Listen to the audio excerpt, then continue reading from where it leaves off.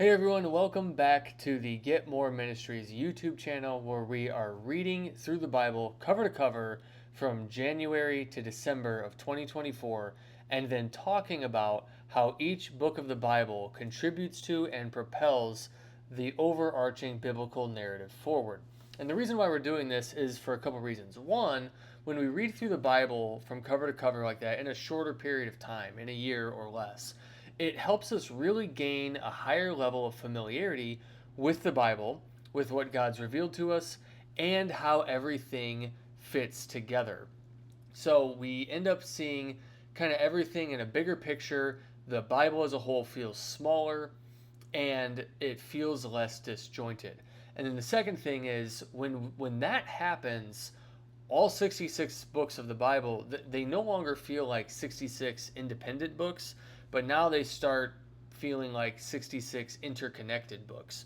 And so we can see how Genesis leads to Exodus, and that leads to Leviticus, and then Numbers, and Deuteronomy, and so on and so on, all the way through to the end. So this video is actually going to cover both 1st and 2nd Samuel, because when we look at the Bible kind of literarily, like we are now, it's really helpful to see these books as one unit instead of splitting them apart.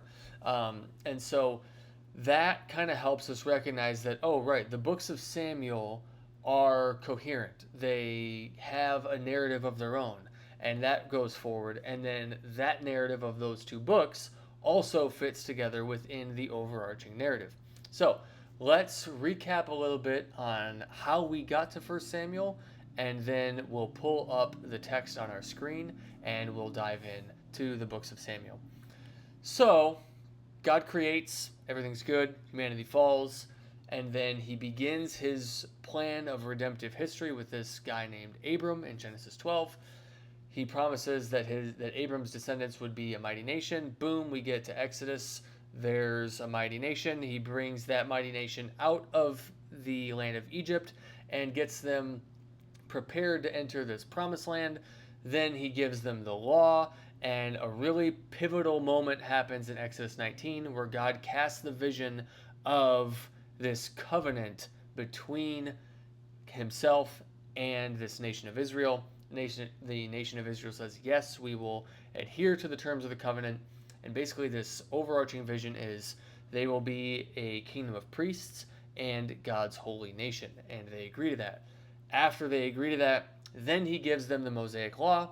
Then they proceed to move from the Sinai Peninsula to the Promised Land. They rebel. That original Exodus generation dies off in the wilderness. Then Moses reiterates the terms of the covenant to the second generation, that new generation. That new generation actually enters into the land after Moses dies under the leadership of Joshua. Joshua is mostly faithful at conquering the land and distributing it. Joshua dies. There is still land to possess because God had told them, I'm not going to drive everybody out all at once, otherwise the land would become too wild and desolate for you to tame. But they're still supposed to remain faithful in keeping themselves completely separate from the native inhabitants of that land. They're not successful at doing that. So then we get into the book of Judges where there's this rise, fall, rise, fall, rise, fall roller coaster of Israel's unfaithful. They get conquered. They cry out. God delivers them. Yay, they're in kind of a period of blessing. Then they get unfaithful. And so it's in this period of Judges that Samuel actually kind of flows out of. So again, the book of Judges covers a large chronological period of time, but the book actually isn't organized very chronologically. And then the book of Ruth, even though it occurs in between Judges and 1 Samuel, Ruth occurs within the time of Judges. So when we get to 1 Samuel, we actually kind of need to think of ourselves as flowing directly out of Judges. But we need to keep the events of Ruth in the back of our mind. Okay, does that make sense? We're flowing out of Judges, but keep the events of Ruth in the back of our mind. And so Samuel actually emerges as a character, Samuel the person, within the book of 1 Samuel. Samuel emerges as a character within the time of the Judges. And that's where we pick up. So Samuel's mother, Hannah, we read about her in the first couple chapters. She's really faithful. Boom, the Lord grants her with a child. And really what we want to do from there is pick up into how does the book of Samuel, both 1 and 2 Samuel, how does the book of Samuel contribute to and propel this biblical narrative forward? And there are 4 key events. The first key event is the fall of the house of Eli. And we aren't going to get into this rise-fall contrast a ton in this video, but the books of Samuel really, they're a story of rise and fall contrast. So one character is rising, one character is falling, and they're contrasted against each other. So Eli's house is falling while Samuel's rising, and we want to pick up with that here in chapter 2, specifically in verse 12, and then we're going to kind of dip in and out of the rest of chapter 2. But basically what happens is Eli is a judge over the nation of Israel, and he has these 2 sons who are serving as priests, and they're really wicked. They are wicked men, and they don't consider it a joy to serve the Lord as priests. So let me read really quickly what's going on in 1 Samuel 2, 12 through 17. And then I also want to read chapter 2, verse 22, because we get an idea of who Eli's sons are. So Eli's sons were wicked men. They did not respect the Lord or the priest's share of the sacrifices from the people. When anyone offered a sacrifice, the priest's servant would come with a 3-pronged meat fork while the meat was boiling and plunge it into the container, kettle, cauldron, or cooking pot. The priest would claim for himself whatever the meat fork brought up. This is the way they treated all the Israelites who came there to Shiloh. Even before the fat was burned, the priest's servant would come and say to the one who is sacrificing, "Give the priest some meat to roast, because he won't accept boiled meat from you, only raw meat." If that person said to him, "The fat must be burned first, then you can take whatever you want for yourself," the servant would reply, "No, I insist that you hand it over right now. If you don't, I'll take it by force." So the servant's sin was very severe in the presence of the Lord, because the men treated the Lord's offering with contempt. Now we're going to jump down to verse 22. Now Eli was very old. He heard about everything his sons were doing to all Israel, and how they were sleeping with the women who served at the entrance to the tent of meeting. So Eli's house is a mess. He's got these sons who are priests, and they're very wicked. They're doing things that they shouldn't be doing. They're treating the Lord's sacrifice and service with contempt, and they're sleeping with the women who are also serving at the tent. Okay. A lot of bad stuff. Eli learns about this, and he tells his sons, "What are you doing? Why are you doing these things? If someone sins against another man, there can be a mediator, but who can mediate between man and God? What you're doing is really wicked." But Eli's confrontation of his sons is not enough. And so we pick up here in 1 Samuel 2:27, and a man of God came to Eli and said to him, "This is what the Lord says. Didn't I reveal myself to your forefathers' family when they were in Egypt and belonged to Pharaoh's palace? Out of all the tribes of Israel, I chose your house to be my priests, to offer sacrifices on my altar, to burn incense, and to wear an ephod in my presence. I also gave your forefathers' family all the Israelite food offerings. Why then do all of you despise my sacrifices and offerings that I require at the place of worship? You have honored your sons more than me by making yourselves fat with the best part of all the offerings of my people. Therefore, this is the declaration of the Lord, the God of Israel. I did say that your family and your forefathers' family would walk before me forever. But now, this is the Lord's declaration, no longer. For those who honor me, I will honor, but those who despise me will be disgraced. Look, the days are coming when I will cut off your strength and the strength of your forefathers' family, so that none in your family will reach old age. You will see distress in the place of worship in spite of all that is good in Israel, and no one in your family will ever again reach old age. Any man from your family I do not cut off from my altar will bring grief and sadness to you. All your descendants will die violently. This is the sign that will come to you concerning your two sons, Hophni and Phinehas. Both of them will die on the same day. Then I will raise up a faithful priest for myself. He will do whatever is in my heart and mind. I will establish a lasting dynasty for him, and he will walk before my anointed one for all time. Okay, that section of 1 Samuel chapter 2 is really important because it chronicles the fall of the house of Eli, and God promises, I'm going to honor those who honor me, and I'm actually going to establish a faithful priest for myself. He will do whatever is in my heart and mind, and I will establish a lasting dynasty for him. He will walk before my anointed one for all time. Foreshadowing. Okay, but in the meantime, Eli's family's falling, and there are a few passages in there that we didn't read in chapter 2 that indicate that Samuel as a character is rising. And so Samuel actually comes in. We see that in chapter 3 here. He comes in and he's going to replace Eli as the last judge of Israel. And he walks in faithful service before the Lord. Again, contrasting to the house of Eli. And we can see here a little bit part of this promise in at the end of chapter 2 here is being fulfilled, where God is going to honor those who honor him. But we haven't quite yet seen this part in verse 35.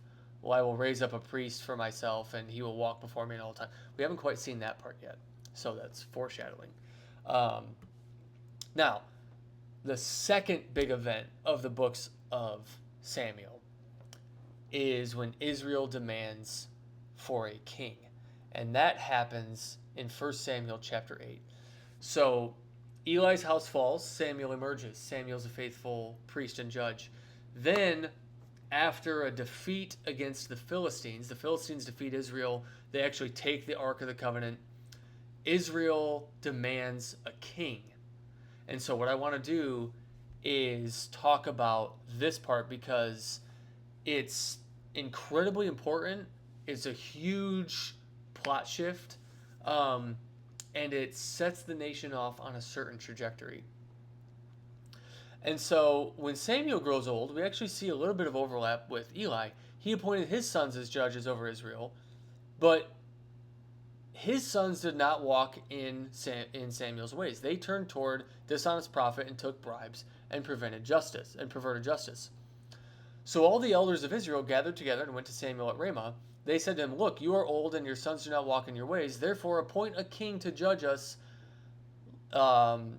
Appoint a king to judge us the same as all the other nations have." That's really important. They didn't ask for a king to be appointed so that they could be more faithful to the Mosaic covenant. They asked for a king so they could be the same as all the other nations. That's incredibly devastating news. So Samuel goes to the Lord and he's like, "Whoa, Lord, I don't think this is a good thing." But the Lord told him, "Listen to the people and everything they say to you. They have not rejected you, they have rejected me as their king. They are doing the same thing to you that they have done to me since the day I brought them out of Egypt until this day, abandoning me and worshiping other gods. Listen to them, but solemnly warn them and tell them about the customary rights of the king who will reign over them." So Israel's demand for a king isn't out of a greater desire to be faithful to Yahweh. It's actually out of a desire to resemble the nations around them. This is devastating news, and we'll see how it turns out for them. So ultimately, God allows Samuel to establish a king. Then we get into a large chunk of 1 Samuel, really the rest of it. And Samuel goes and anoints Saul, who's he's part of the tribe of Benjamin, And Saul becomes king, and he starts off with great promise and then nosedives. And he's unfaithful and wicked, and God strips the kingdom of him and gives the kingdom to this boy named David. And so Samuel goes and anoints David in what, chapter 16? So chapter 16, Samuel anoints David, and then there's this big contrast and war against the house of Saul and the house of David.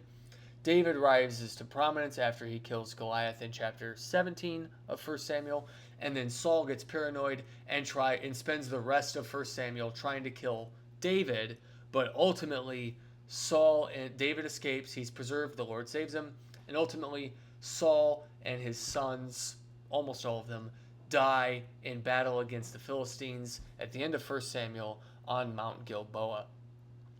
And so then David emerges as the king of Judah, but then he also emerges as the king of Israel. So the 12 tribes are united under this one king, David, and basically he can't do anything wrong. And that brings us to our third major plot point in the books of Samuel, and that is called the Davidic Covenant, and that is in 2 Samuel chapter 7. 2 Samuel 7. So basically, David has seen nothing but success. He's been rising, and the Lord hands over all the enemies to him, and then the Lord makes a covenant with David in chapter 7. This is really important.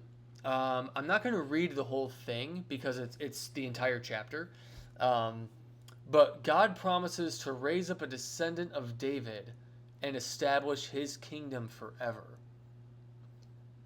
And this descendant of David is going to build a house for the Lord.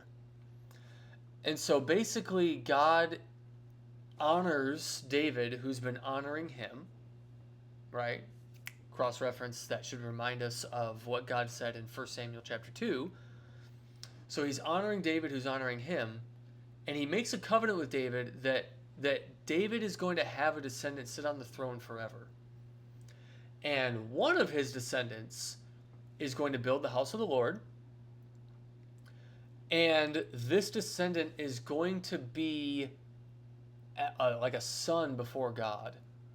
And God is going to watch over him as a son, and he's going to discipline him as a son, but there's going to be this unique relationship between David and God, David's descendant, and God, and their role within the nation of Israel. Really important moment in 2 Samuel 7. It's called the Davidic Covenant. And so David continues to thrive. He continues to succeed everywhere he goes. But then we get to the fourth and final major plot point of the books of Samuel. And let me just recap really quick. The first is the fall of the house of Eli. The second is that Israel demands a king. The third is the Davidic Covenant. And the fourth is David's sin with Bathsheba. And that comes in chapter 11. So 2 Samuel chapter 11, David sees this beautiful woman bathing, and he calls her to him. He ends up sleeping with her. She's married, David's married, and she's finishing up her menstrual period. So David, this moment in David's life is really devastating. He breaks the Mosaic law on multiple accounts. One, he breaks the law by sleeping with a woman who's still recovering finishing up her menstrual period. God has said, no, you're not supposed to have intimate relations with a woman who's on her menstrual period. And so Bathsheba's coming out of that time of the month, and David sleeps with her anyway. Second of all, David is married, So he's committing adultery in that sense. But more importantly, this woman, Bathsheba, she's married. And so David's sleeping with a married woman who is protected under the covenant, and she's not to be taken by any other men. She is um, she is united to her husband under the covenant. And so David commits adultery with this married woman. And it has disastrous consequences. So let's look at some of those consequences. We're going to pick up in 2 Samuel 11, verse 27. So, oh, and then not only that, I forgot this part. When David learns who the husband is, he has that man killed in the battle. He has Joab, his army commander, put this man Uriah at the front of the fiercest fighting, and he is struck down by the enemy. So David commits murder. He connives to commit murder. So yeah, he breaks the law in multiple ways. So then we get to 2 Samuel 11:27. When the time of mourning ended, that is the time of mourning, Bathsheba mourning for her deceased husband, who David had murdered. When the time of mourning ended, David had her, that is Bathsheba, brought to his house. She became his wife and bore him a son. However, the Lord considered what David had done to be evil.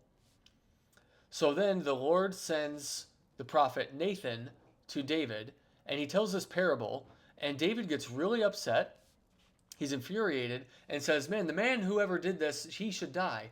And then Nathan responds and says, you're the man, you did this, right? And so now we want to look at 2 Samuel 12, 7 through 10, and look at what the Lord's, actually after 10, through 12, and look at kind of what the Lord's response is to David. So Nathan replied to David, you are the man. This is what the Lord God of Israel says. I anointed you king over Israel, and I rescued you from Saul. I gave your master's house to you, and your master's wives into your arms. And I gave you the house of Israel and Judah, and if that was not enough, I would have given you even more. Why then have you despised the Lord's command by doing what I consider evil? You struck down Uriah the Hittite with the sword, and took his wife as your own. You murdered him with the Ammonite sword. Now therefore the sword will never leave your house, because you despised me, and took the wife of Uriah the Hittite to be your own wife. This is what the Lord says. I am going to bring disaster on you from your own family. I will take your wives and give them to another before your very eyes, and he will sleep with them in broad daylight. You acted in secret, but I will do this before all Israel in broad daylight. So it's really a devastating indictment and judgment against David.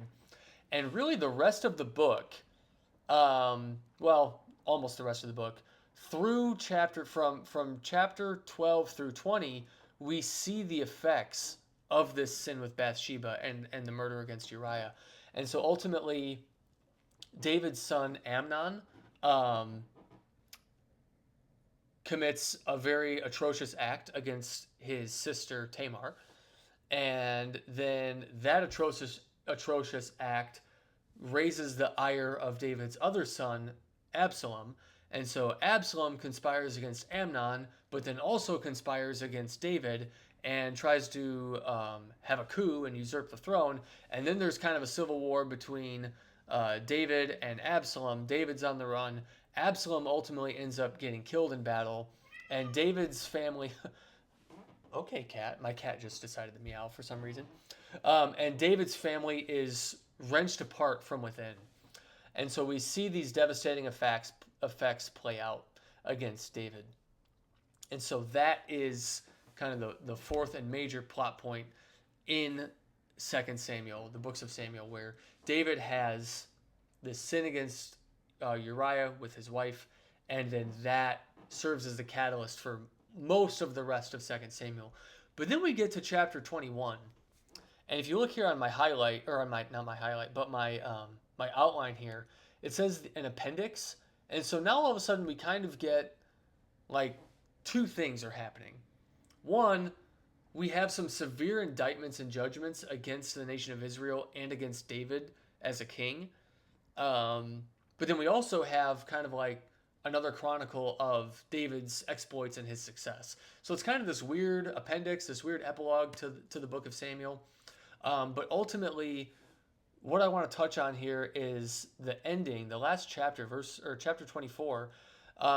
We have a really interesting development where the Lord's anger burned against Israel again, and he stirred up David against them to say, "Go out and count the people of Israel and Judah." So the Lord is angry against Israel, and so he incites David to do something that is against the law, right? And then he's going to turn around and judge his people. And it's like, what? That is really odd. So Israel is not supposed to take census. They're not supposed to do a census in order to figure out how many warriors they have in their nation. They're not supposed to do that. But yet, God stirred up David to take a census. And so now we see the aftermath of that. And ultimately, it brings a plague from the Lord. And so the book of 2 Samuel ends on this weird note where David is guilty before the Lord, the nation is guilty before them, and there's this plague. And so ultimately, David builds an altar, repents, and let me try to get down here to the end. Yeah. So David built an altar to the Lord there and offered burnt offerings and fellowship offerings. Then the Lord was receptive to prayer for the land, and the plague on Israel ended. So it's really this bizarre ending. Like that's how the book ends, right? Now look, we're in 1 Kings. So what are we supposed to make of these four major plot points and this kind of bizarre appendix ending, particularly the plague? Well, first, we can conclude that God's nation of priests and his holy nation they're not doing what they're supposed to do. So God's nation of priests is far from a holy nation. We see that in Eli's sons, we see that in Samuel's sons, we see that in the failure of Saul and in the failures of David. And ultimately, what it should remind us of a couple things. One, if you remember at the end of the book of Judges, how we said Judges is like it starts off with hope, but then it ends in devastation. And so we recognize that Judges, there is no like central leader. There is no Moses or Joshua figure in Judges. And that's part of the problem. The book ends by saying, in those days there was no king in Israel. Everyone did what was right in his own eyes. Well, there's no unifying king to point the nation towards covenant faithfulness. And so when we get to Samuel now, we get this king. But he's brought about not because Israel wants to be drawn closer into faithfulness, but because they want to resemble the nations around them. And so ultimately these kings, Saul starts off with promise and flops. David starts off with more promise, and God makes this wonderful covenant with him, but then he sins as well. And so we see these kings, even if they have moments of faithfulness, they're also failing. And so ultimately, these kings are not capable of bringing the nation of Israel into this united focus of being God's kingdom of priests and holy nation. But even though that's the case, there are still threads of faithfulness, right? So just like we saw in the book of Ruth, where Ruth takes place in the time of Judges, and it's in this period of cyclical unfaithfulness, we see threads of faithfulness from Ruth and Boaz. Same thing in this book. We see threads of faithfulness from Samuel, from Hannah, from Samuel, from David. So we see threads of faithfulness, but it's not perfect faithfulness. And so ultimately, God is faithful in upholding the terms of the covenant. When Israel is faithful, he upholds the blessings and the prosperity. When Israel is unfaithful and disobedient, then he brings in the curses and the enemies to overcome Israel. And so we see God being faithful, But we also see God advancing his redemptive history forward by making this covenant with David. And we're going to see how that covenant continues to build and play out in the next few books. And so ultimately, Samuel is kind of a bridge. It propels the chronology forward, the actual timeline forward, and it kind of links, it builds off of the Judges, and it implements the beginning of the monarchy. But even the archetype king, the archetype monarch, David, he's not even faithful enough to bring the nation into its calling of being the nation of priests and the holy nation before the Lord. And so there's still kind of this hope and expectation for more perfect fulfillment of that. And so there becomes some really fun, interesting parallels and fulfillments and foreshadowing and all sorts of stuff that we're going to see as we continue to move forward into the books of Kings and Chronicles. So Samuel is a book that has a lot of contrasts. There's hope, there's devastation, and there's kind of this expectant longing when we get to the end of it where, man, we had a guy who was kind of the best of all of us, and even he let us down. And so pick up the books of Samuel, read them. They are fascinating. It's gripping narrative. It's really, really engaging material. And we're going to learn how this feeds right into 1st and 2nd Kings and how it continues to snowball from there. So until next time, happy Bibling.